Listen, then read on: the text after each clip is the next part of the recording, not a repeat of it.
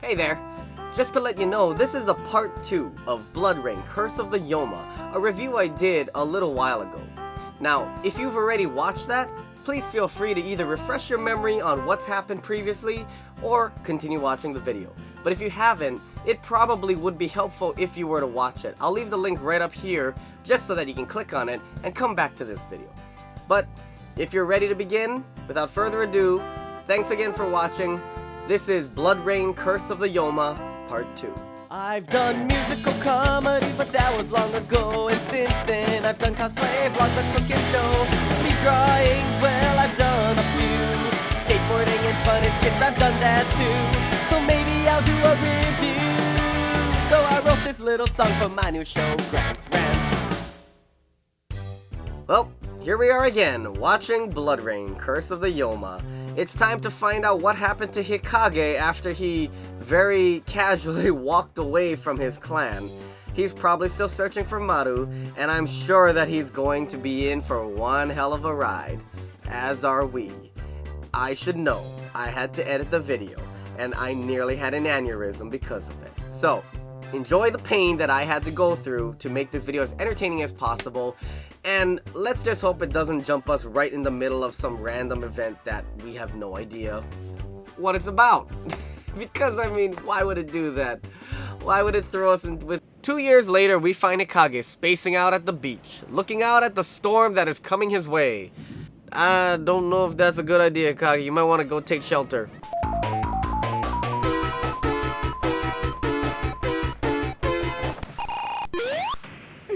Ninja, aren't you? Looks like ninjas just like gravitate towards each other. Oh, and there's more ninjas now. How about that? Ninja party. There you are, rogue. Why did you run away after you killed our leader? No, I did not do that, Shiranui. Wait, what? Wait, what? What's happening? Wait, tell me context, guys. Hey you, what are you looking at? Tweedledee and Tweedledum over here don't even look like real ninjas. Are they just hired henchmen?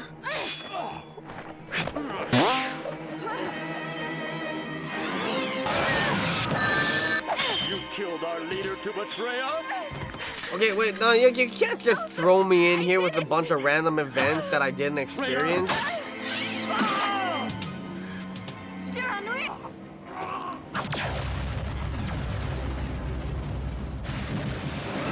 Wait, a horse? Why is there a horse there?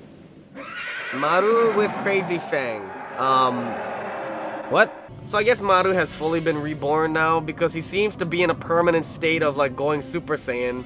Oh, there's another crest. Who does this belong to? You know, I'm not even gonna bother looking it up. I'm just gonna enjoy, I'm gonna try to enjoy the movie, guys. Okay, now we're back to the horse. Great. Horse? It's an illusion. An illusion? I don't know, Hikage. That looks pretty real to me.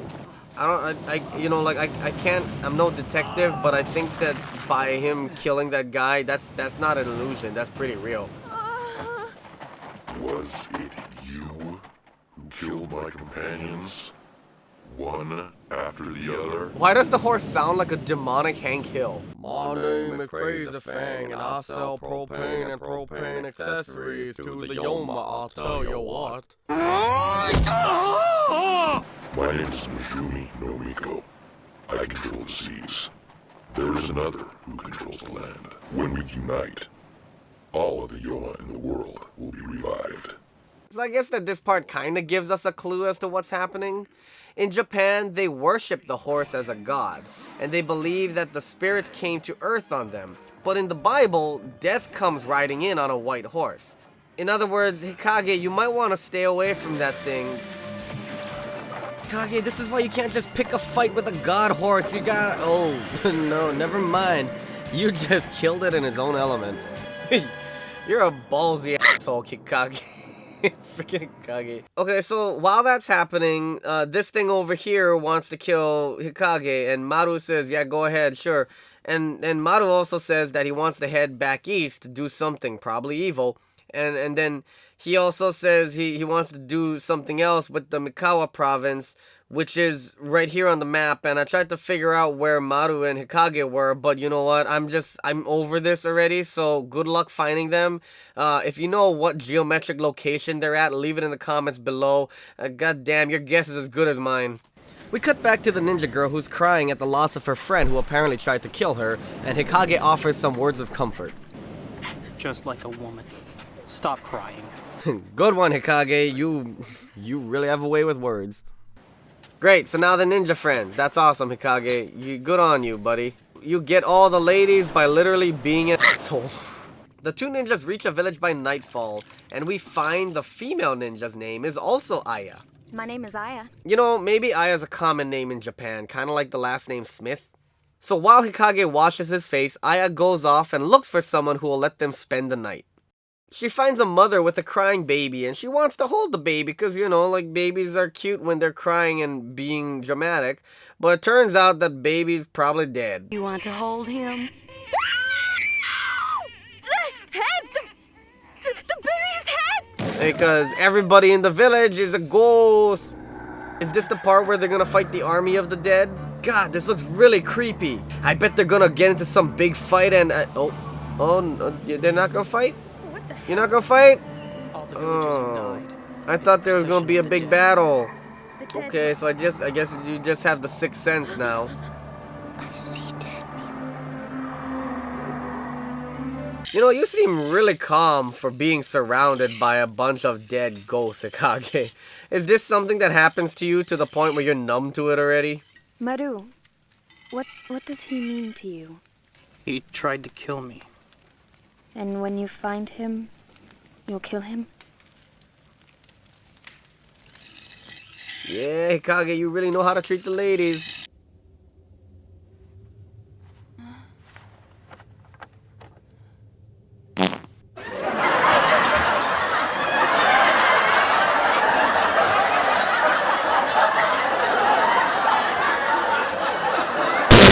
Okay, there's a lot that goes on here, so I'm just gonna like speed run through this, so brace yourselves. Okay, so Hikage wakes up early and he doesn't wake up Aya, so then she like goes after him and she gets lost, and then she finds this woman who was slain by her lover, making her a ghost. Then this other woman who's like sitting in a tree with a face that turns into a butterfly tries to kill Hikage, but then she does absolutely nothing important and then she just kind of dies. And then after the tree thing shouts a bunch of gibberish, and then this white snake pops out of the ground, and then Hikage's like, WTF, mate? And at the same time, Aya's still talking to this girl, trying to get her to get over this guy that killed her, because, you know, why not? And then suddenly the tree roots come out from under her, but then also Hikage gets grabbed by the snake. And then the surprise plot twist, the butterfly girl isn't dead, and she turns into a mosquito? Yeah, we'll go with that. But then surprise plot twist again, Hikage keeps like a bullet in his mouth or something, which he shoots into the eye of the mosquito thing, which causes it to veer straight into the path of the snake, which also causes him to let go of Hikage, and Hikage gets free. How convenient. But then surprise plot twist again, because the tree grabbed both women, now he's using them as bait, and then Hikage interrupts that by throwing explosive at the tree that nearly like blows Aya up, and then the snake comes out, and he seems to have forgotten about the snake, because, you know, he spaces out a lot. And then he finds, it seems like everything's helpless, until the ghost girl somehow turns into a ball of energy and kamehamehas herself into the head of the snake, and then they all kind of casually dissolve, and then Hikage is like, WTF, mate. You get all that? They then have a travel montage, which leads up to Hikage showing off his flat butt, which then transitions into a history lesson. The Lord of Hawaii. But this history lesson is interrupted by an old friend. It's been a while, Hikage. So then after that, they talk and they tell us stuff that we already know, and then, you know, like, they fight and he dies, and then there's another history lesson with Maru laughing evilly, because, you know.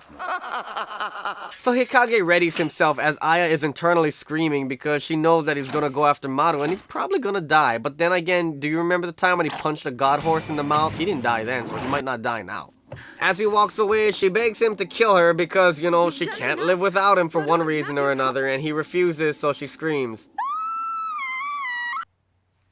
Aya, honey, hey, look, I'm just curious, you know, I just want to know,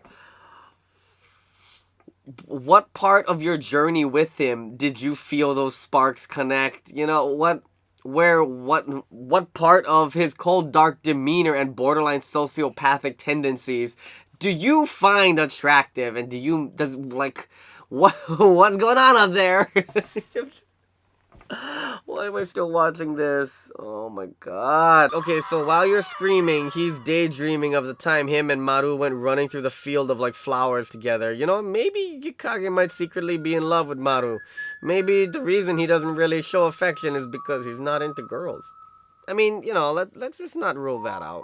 So Hikage walks onward, and he, for some reason, knows the location of Maru. Maybe it's like a superhero thing. It was like Mega Man, where you just walk to the right. I don't know. Now the final battle begins. Sorry. Sorry. I had to do that for my own sanity. Okay, let's finish up the review. It's kind of off topic, but I just realized Maru kind of reminds me of like an anime version of Jeffree Star. Maru, why are you Kikuga no Miko? Maru is not Miko. Kikuga no Miko was born in this world by taking the form of Maru's infant body.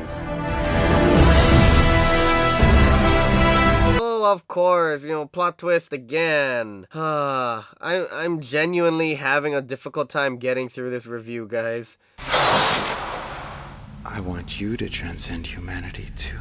As I thought, you did not truly wish to kill me. No, I couldn't. Hikage, come to our world. All seems to be lost, but then at the last moment, Aya, like a protective girlfriend, breaks Hikage out of Maru's spell. This causes Maru to rip off Dragon Ball Z even more and transform into a Super Saiyan with Ultra Instinct. And it's not even his final form. And then the horse that lives in the ocean appears on land because reasons. Come, Majumi, let us unite and transform the entire world! So yeah, this next part is gonna be kind of graphic, so enjoy this giant demonetization sign, but spoiler alert, Aya kind of dies. Yeah. But also, too, for character development, that's the first time that we really see Hikage care about her. Cuts Maru in the belly, which does absolutely no damage or hindrance to him whatsoever, and then the two of them seem to merge together to make some kind of, like, altered beast thing. Remember that game? And then, like, they use the force and they toss Hikage around like a rag doll. They say the word aloof, like, 3 times, and it made me laugh. I will stand aloof from destiny. Stand aloof from destiny! Time has come to find out whether or not you are strong enough to stand aloof from destiny! And this is where things get a little weird, because obviously this guy is like a god already, and like somehow Hikage manages to cut him, and for some reason this inflicts damage. And then that separates the horse and him, and then Maru starts doing like some kind of daydream thing, but then he gets cut by Hikage, and then they reach for each other, and then like one of them falls down, then the other one falls down, and then sad music plays, and Jesus Christ, that took a long time. So right when you think that's the end, it continues. So it's been about maybe a week or two, maybe a month, who knows, but Hikage wakes up to find himself in a bed next to a fire, and some super crazy Christopher Nolan plot twist. Aya's not dead, and she somehow has the same scar on her face like the other Aya. Not her Aya, but the Aya that died in the waterfall. Wow.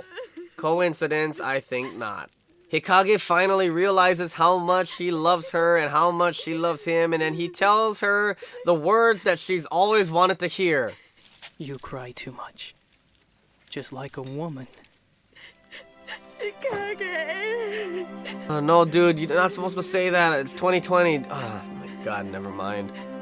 In the afterlife, we find out that the woman who evaporated into the snake was Maru's former lover, who he killed.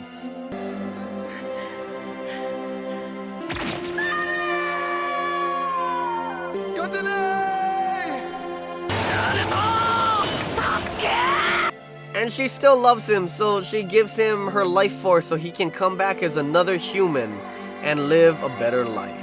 I'm not gonna lie, that part was kind of sad for me.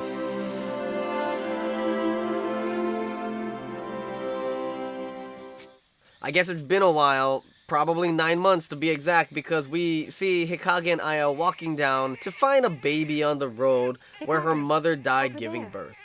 They decide to adopt the baby because that's the right thing to do, and Hikage looks off into the distance as he hears Maru's voice, and credits roll. Being a human is so boring, Hikage.